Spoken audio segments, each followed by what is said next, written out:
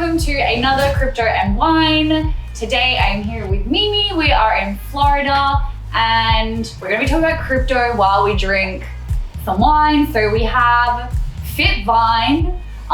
This we found out is this new brand of wine. Up and coming. It is. It's the fastest growing wine in the US. So, and it's for fit people, obviously. So Obviously we're fit. we're fit.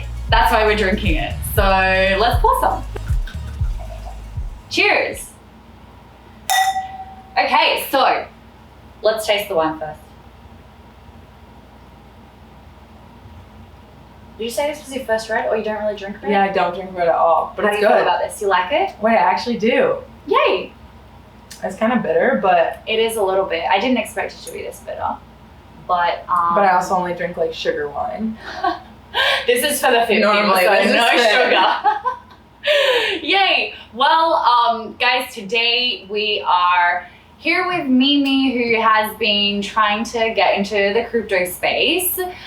She's quite new at it all, and we thought it would be a really great opportunity to create this video where we literally just have her ask the questions that she has, because she's someone new, and we know that there's so many like people right now that are so new at all of this, and they're like, I hear stuff everywhere. Instagram tells me all this stuff, people overwhelming, right? So it's like, okay, what are the questions? We want to share it all with you guys, so that you guys can learn too. Yeah, So, definitely. How are you I'm feeling excited. about crypto? Confused. Yeah. That's the best word. Like, I think the best word is confused, because it's like, I obviously work in such a different field. I'm a real estate agent, so obviously we're not dealing with crypto at all. And then I see stuff and it's getting big on TikTok, and like, I don't know like what I should listen to, what not, but it's also like there's nothing that really just has broken it down and explained like, this is what it is, you know, like it's so confusing. The concept of it is confusing. I've started to understand the concept, but like the charts, I have no idea what I'm looking at, like, and I want to invest my money, but I literally just ask you where to put it and you tell me. So I totally get that, and I have so many people that like come and ask me, they're like, okay, I have money, I need to put it in crypto, where do I put it? And it's like, yeah, well, I'm no financial advisor, so I always say this is what I do, and then you can do what it is that you want. But you know, I think it's important that whenever it is that we like invest our money, we understand at least what it is and why we think it's going to grow and why it's in there. So what have you understood about crypto? Okay, so the furthest I've gotten is like understanding like the mining. Like, I don't understand what the mining entails, but I understand there's coins being mined. I understand there's like limits. I don't know what they are or anything. Okay. And I get the idea of cryptocurrency. Like, I get why we're breaking away from like paper money and going into cryptocurrency. Like, I'm starting to get that.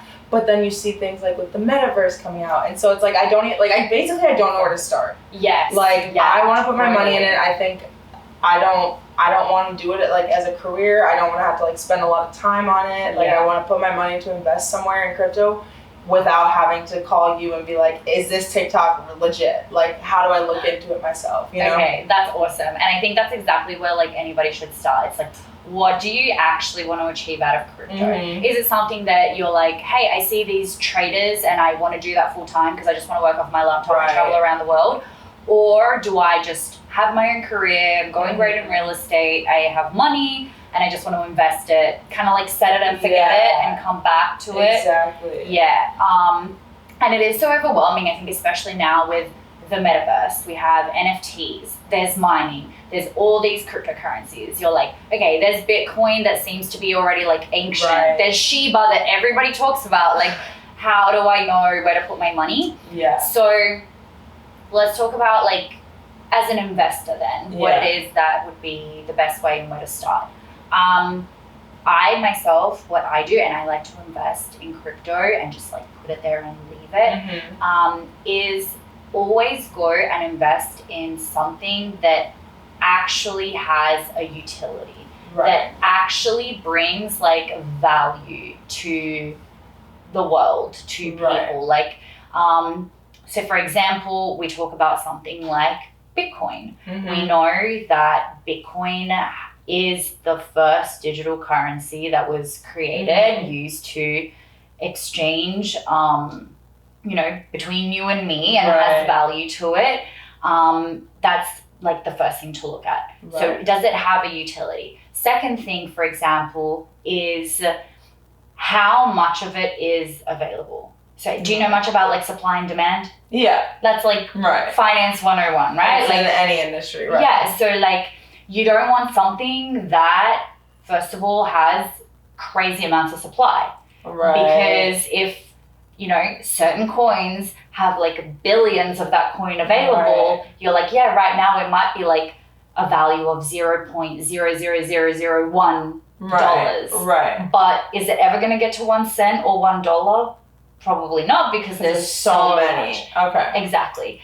So like the powerful thing about Bitcoin, and this is like when I like understood this, it like blew my mind. Bitcoin, there's only ever going to be 21 million Bitcoins available. Right? So there's a cap. Yeah. And do they all have caps? Not all of them. There are some that have unlimited supply. So even there, you want to like evaluate and be like, okay, but is the demand ever going to be enough for the price to go up? But like, so Bitcoin, for example, does have a cap. A majority do have a cap.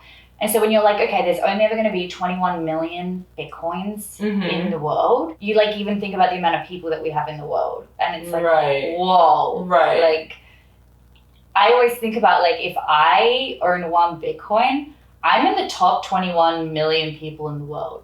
Wow. Like that's huge. Like with like how many people it is that we have in the world, right? So there already you start seeing, just in very simplistic terms, supply and demand, and you're like, damn, I got to get myself like Bitcoin.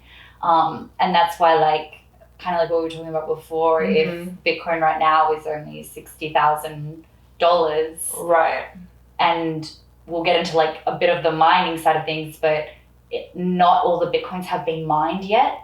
That means that not all 21 million Bitcoins are currently available right now. Like they're still being mined, they're still being created.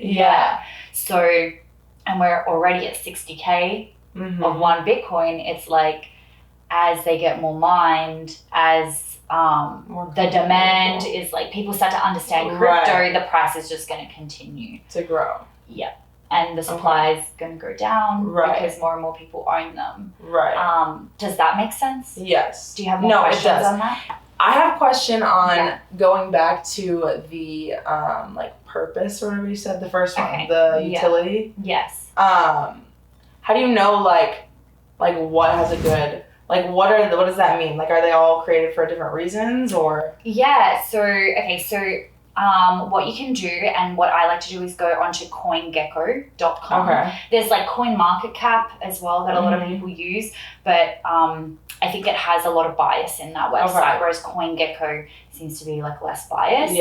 And you can go there, and it's literally like the list of pretty much all the coins that there are available. You can go in there, you can click, say the number 1 is Bitcoin, you click on it, and you can click on the websites or the white paper and actually go and read, why was this project created?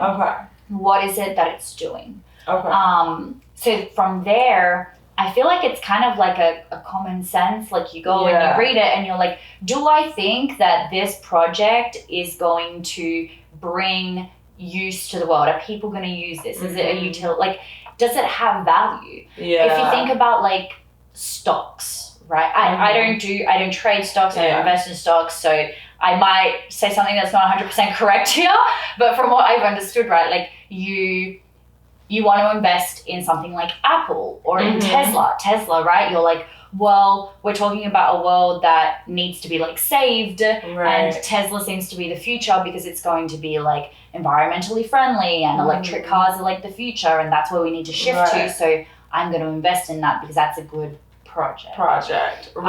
So it's exactly the same with crypto. Just that they're different projects with different ideas, and it's just a matter of going through them.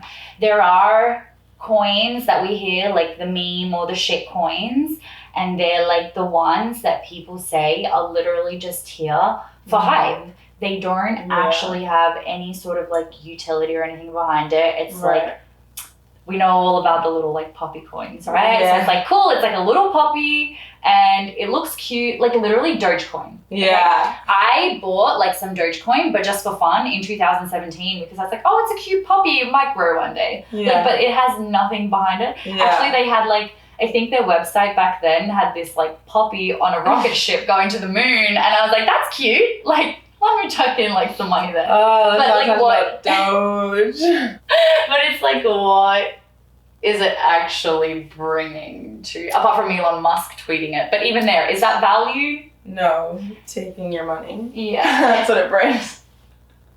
So yeah, like that's kind of like what to look behind it. Okay. Does that answer your question? Yes. Because then, okay, so I'd say like utility, the supply and demand, and then the other thing is even like who is behind it. Okay. Like for example, one of my recent like tokens that I really like, it's called Luxo, and I'm not affiliated with it, so I'm not trying to like promote it or anything. Okay, I'm just like it's just something that I like. One of my mentors told me about it, so I went and had a look at it, and like the co-founder or founder of it is one of the guys who co-created Ethereum. So you're like, okay, if this guy co-created Ethereum, he's legit, he knows what he's doing.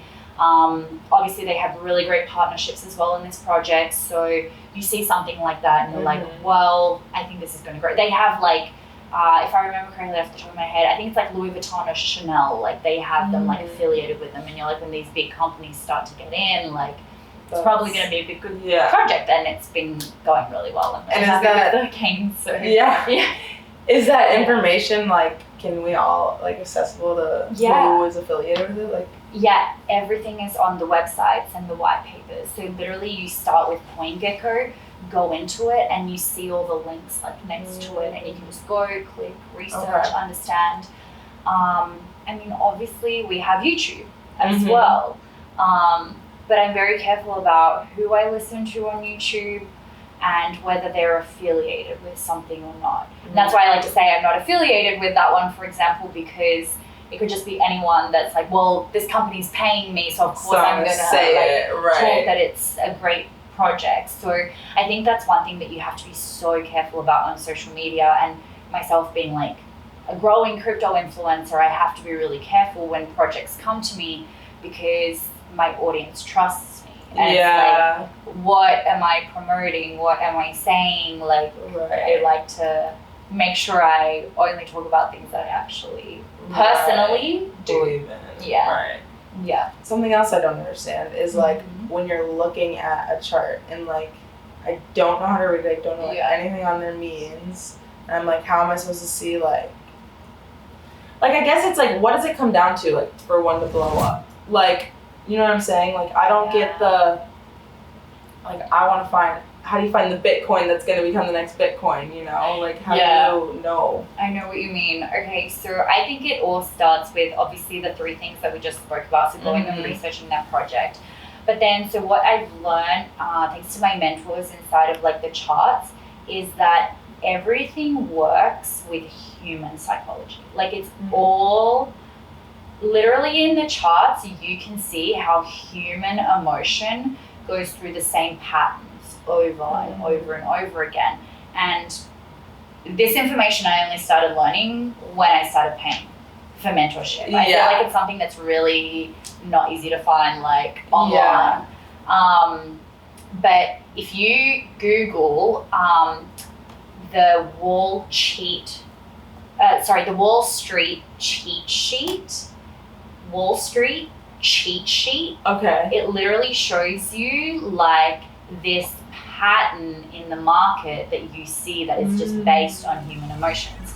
Okay guys, that's the end of the video part number 1. I hope you enjoyed all the questions that Mimi asked, because they are very common questions that beginners have for crypto.